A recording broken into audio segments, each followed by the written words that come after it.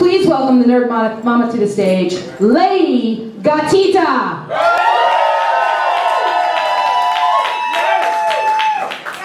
Hello everyone.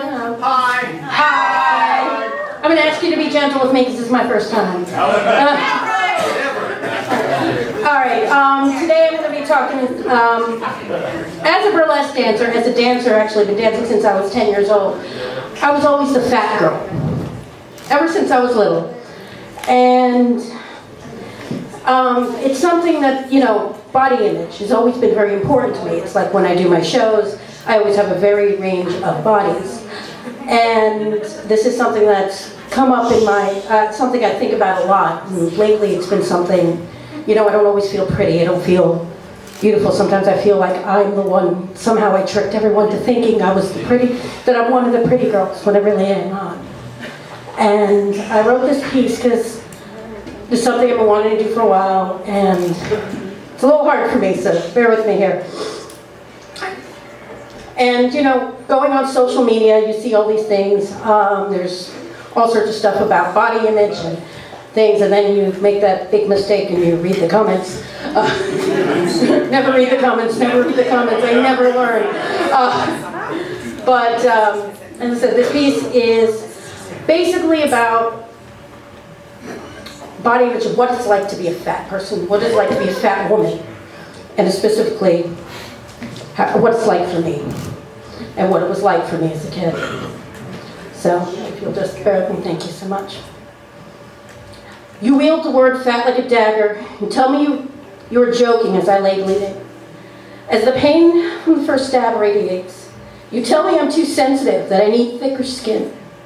The next thrust of the blade makes me cry. You don't understand why I'm upset. You were just being honest. When you try to cover the gaping wound with a Band-Aid, you don't understand why I'm not healing. You were just thinking of my health. The wounds would eventually fade, would eventually heal, but the scars never fade. Your intention was education, and you succeeded. It may have not been the education that you intended, but as a little girl, it began as a little girl. I was the chubby one, la gordita. Mira, siempre la gordita.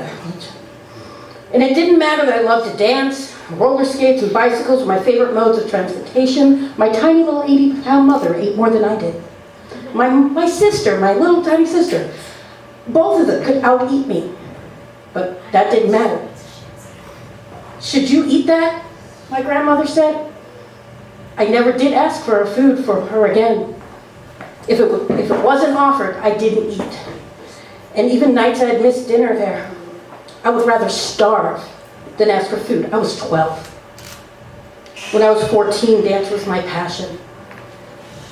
How could you dance if you're so fat? Cousin asked me. Somehow at a size 14, 5 feet tall, it amazed her that such a fat slob could be so graceful. You know, I was the one who got the talking to for disrespecting my elders. Because even though my uncle teased me till I cried, and I begged him to stop, all I wanted him to do was to stop. Can't you tell he was only kidding? He was only joking. He taught me that it was okay to abuse me as long as you loved me.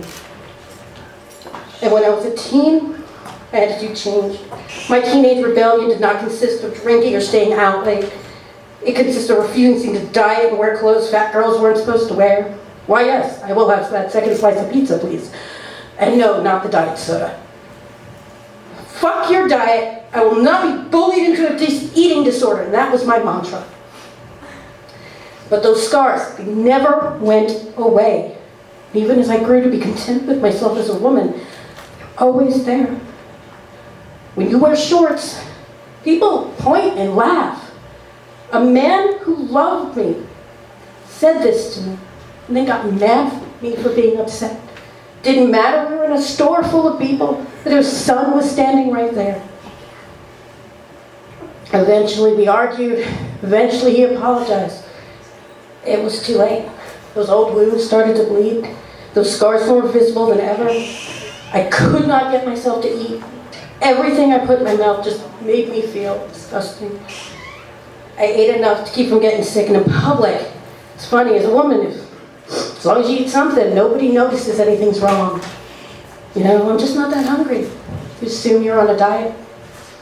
And at home, I just cried. 2 weeks may not seem very long. Every day I cried when I was alone. And for that angry girl who swore that she would never be bullied into an eating disorder, it was an eternity till I sought help. It felt like an eternity. And the counselor said those words, "This is abuse." He had picked and picked at my self-esteem until I no longer did the things I wanted to. I didn't do the things I enjoyed. I didn't dress the way I wanted to. It took time for me to put myself back together, but eventually I left. Those who hurt me the most with their words had no idea how sharp their blade was, how many scars they left behind. I no longer ignore those scars. I acknowledge them. I let them show sometimes. They'll always be there. They help me become the woman I am. They help me be fat and happy. But now you're angry because me and others chose to be fat and happy, that we won't wait to pursue our dreams. We will not let a number on a scale determine how we live our lives. You don't like fat and happy? Fine. Try fat and angry. Fat and happy at least is content to let some things be. Fat and angry stands up and says no. Fat and angry says, fuck your beauty standards. This is the skin I live in. You cannot crack by standing next to me. These leggings make my thighs look big? Good. I'm going to wear them all the time. All the thin women in the world are not going to start eating chips and ice cream until they expand to the size of the couch because one woman got a modeling contract at a size 22. You can take your excuses and shove them up your ass. The idea a woman is promoting an unhealthy lifestyle because she chose to be proud of the skin she lives in is bullshit. You tell me thin is in, I will show you that all bodies are beautiful. You want to be a nasty troll and tell me I am what's wrong with America, that I am fat and lazy? I will stand up and say no, and not for me. I could care less what you think about me. But I will stand up for those fat girls who had the courage to put themselves out there, who built years for their self-esteem to put that on. It takes years to build that self-esteem. It takes one asshole to tear it down. Ignore what they say. It's so much easier said than done, especially when those voices have always been there. Someone has to stand up and say no more. What is wrong with you that you think that this is okay? When was it worse to be fat than to be mean, cruel, or evil?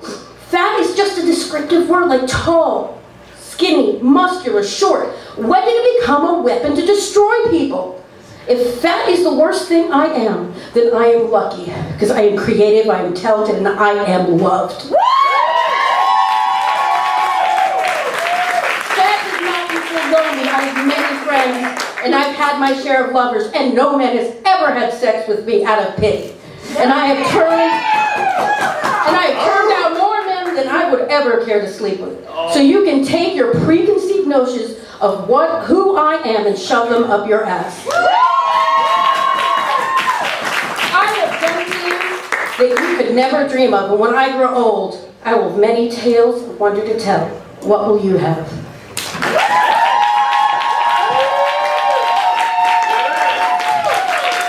My name is Betty Garner. I'm 42 years old.